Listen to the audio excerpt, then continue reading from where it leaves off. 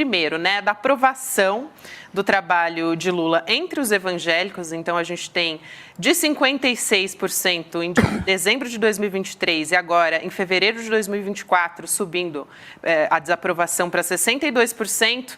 E a aprovação caindo de 41 para 35. Vamos começar por essa, então, César, e depois a gente pode falar sobre a aprovação do trabalho do presidente Lula como um todo, mas acho interessante a gente começando a falar sobre os evangélicos, porque tem sido uma grande questão aí, depois principalmente da manifestação pró-Bolsonaro, né, que a gente falou muito a respeito disso. Então, vamos começar por aí. Veja, Gabi, tem uma questão, eu fiz um editorial no N1, se eu não me engano, semana passada. Sexta-feira passada, isso, no qual eu argumentei que a fala do Lula, se posicionando, considerando a questão do genocídio em Gaza, era extremamente corajosa, porque implicava ter que arcar com algum tipo de consequência. A consequência é essa.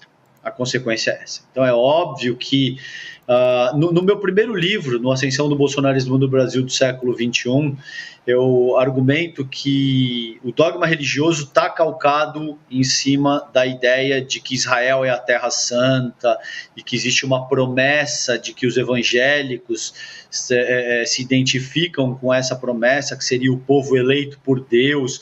Enfim, existe uma sinergia, uma simbiose muito intensa entre a extrema-direita israelense e a extrema-direita nacional, que opera com base no dogma religioso. Exatamente por isso, né, vocês veem, por exemplo, a imagem do Silas Malafaia e fez a fala durante a micareta golpista, no dia 25 de fevereiro. A Michelle Bolsonaro, é exatamente isso que eu ia salientar, muito apropriada essa imagem que vocês colocaram. Ela disse de forma explícita que é um erro não atrelar política e religião, que a extrema-direita não deve mais cometer esse erro e que o fato da separação entre religião e política ter ocorrido deu margem para o surgimento do mal, né? Segundo os termos que a Michelle Bolsonaro organizou nessa ocasião. Os dados que vocês mostraram da Quest, por exemplo, da pesquisa que a Quest conduziu, refletem, a meu ver, algumas coisas que eu vou tentar ponderar com vocês aqui. Então, quando a gente tem de 56% para 62% desaprovando o trabalho do presidente Lula, é isso que vocês estão vendo na tela aí, isso é muito sintomático. Gente, eu estou ouvindo muito barulho, não sei se é aqui no meu... Agora melhorou, obrigado. Isso é muito sintomático, considerando que essa variação está fora da margem de erro, né? Tanto considerando desaprovação quanto aprovação. Algumas coisas eu trago para o nosso debate nesse sentido. Um é o que aconteceu no dia 25 de fevereiro, isso considerando a convocação do próprio Jair Bolsonaro, dá força para o próprio bolsonarismo. A meu ver, seria ingenuidade reconhecer isso.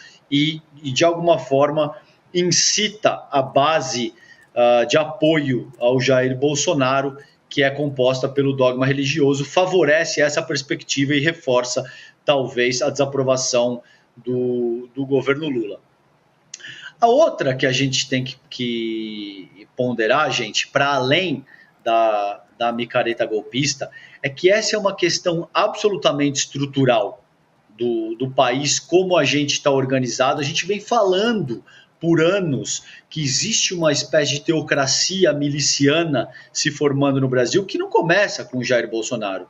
Isso é uma construção. Se a gente pegar, por exemplo, o livro do Edir Macedo, do ano 2000, o livro dele chama Plano de Poder, e ele diz expressamente que existe um projeto de nação que é determinado por Deus e que deve ser conduzido por eles, pelos evangélicos no Brasil. Então, existe uma questão estrutural aí, o senhor Edir Macedo, ele não usa nem eufemismos, ele não utiliza uma linguagem tácita que é organizado de forma a deixar entender que era isso que ele estava dizendo. No livro Plano de Poder, o nosso querido Chico Alves, editor do iclnoticias.com.br, mandou um trecho muito pertinente sobre esse debate no nosso grupo interno hoje, ressaltando exatamente isso. Ele diz isso de forma explícita. Então, é um plano de poder que os evangélicos têm e que a essa altura tem pelo menos 2, 3, 4 décadas no Brasil. Vamos lembrar que o Edir Macedo é figura na lista de bilionários da Forbes, é dono de um veículo hegemônico de comunicação do país e que os evangélicos têm uma penetração gigantesca na política institucional brasileira. Por que isso é absolutamente complicado e qual é o paradoxo que isso cria não só para o governo Lula, mas para qualquer governo progressista que tentar enfrentar a formação dessa teocracia miliciana que se pretende criar no Brasil? O dogma religioso, a meu ver, assim como existe uma relação muito intrínseca entre caristia, pobreza e criminalidade, banditismo no Brasil, existe uma relação muito intrínseca entre pobreza e o fortalecimento do dogma religioso no país. Porque aonde o nosso Estado falha, aonde o nosso Estado negligencia as parcelas mais empobrecidas da nossa população, as igrejas entram com uma mistura de assistencialismo, com uma mistura de conforto, de oferecendo todo tipo de assistência social e oferecem, de alguma forma, um projeto no nível institucional de desenvolvimento humano que essas comunidades empobrecidas não possuem, pelo menos no nível institucional e de forma mais ampla.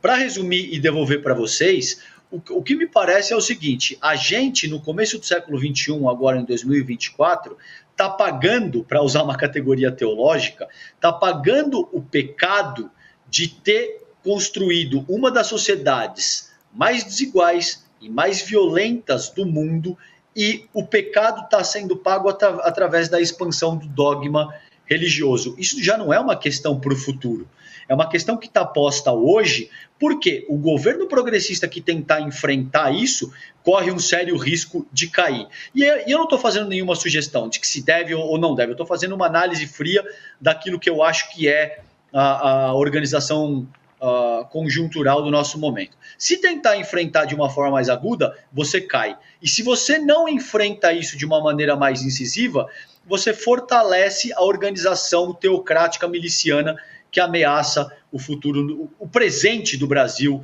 eu já posso dizer de uma maneira mais decisiva. Você está falando de enfrentamento, confronto, né? Tipo, tirar a regalia das igrejas. A gente estava falando, por exemplo, né, no Congresso está sendo discutido isenção das igrejas. Isso é muito fundamental, acho, para a nossa discussão também.